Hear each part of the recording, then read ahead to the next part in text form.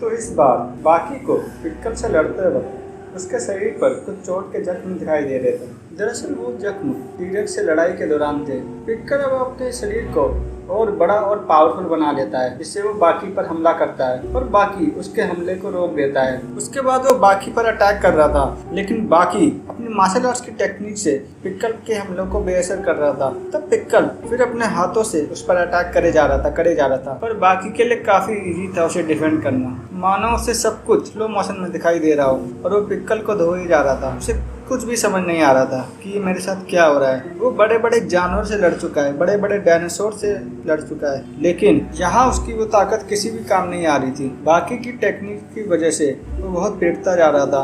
Pickle अपनी पूरी रफ्तार से बचाव करता है, लेकिन बाकी उसे भी नाकामयाब कर देता है और उस पर हो जाता है। पिक्कल अब हारने वाला था, पर बाकी अब अपनी मार्शल आर्ट्स की टेक्निक्स को छोड़ से सीधा लड़ाई करने जाता है। वो बस अपनी ताकत आजमाना चाहता था। इस बार पिक्कल अपनी ताकत से उस पर भारी हमला करता है, जिससे बाकी नीचे गिर जाता है। पिक्कल अब वहीं पर बैठ जाता है। दरअसल वो सोच रहा था कि इतना ताकतवर होने के बावजूद भी उसने अपने पैसे का इस्तेमाल किया। हनायामा और बाकी सब ये सोच रहे थे आखिर ये लड़ाई कौन जीता। रेट्सू बोलते हैं पिक्कल ये लड़ाई जीत गया है, लेकिन हनायामा कुछ और ही बोलते हैं। वो बोलते हैं मेरे ख्याल से ये लड़ाई बाकी ने जीती है। बाकी को वहाँ से लेकर जाया जा रहा था।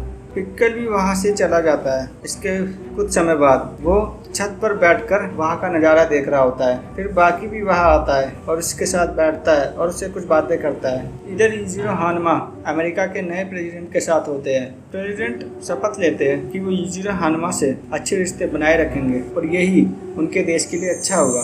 प्रेसिडेंट उन्हें एक कोयला देते हैं और उसे एक डायमंड में बदलने को बोलते हैं। इजीरो उसे पकड़कर क्रश कर देते हैं, जिससे वो एक डायमंड बन जाता है। इधर कम्युनिटी ये डिसाइड कर रही थी कि पिक्कल को सॉल्ट रोक में वापस भेज दिया जाए या नहीं। अल्बर्ट बेन और स्ट्राइडम उन्हें ये करने को मना करते हैं, लेकिन सभी लोग यही चाहते थे कि पिक्कल को वापस भेज दिया जाए। लेकिन पिक्कल वहाँ की सिक्योरिटी गेट तोड़कर वहाँ से भाग चुका होता है। फिर वो बेन और स्ट्राइडम के सामने एक तोहफा लेके आता है। वो स्ट्राइडम का शुक्रिया अदा करता है कि उन्होंने अपना वादा पूरा किया, और ये कहकर पिक्कल उस शहर में कहीं गायब हो जाता है। यहीं पर यह एपिसोड खत्म होता है।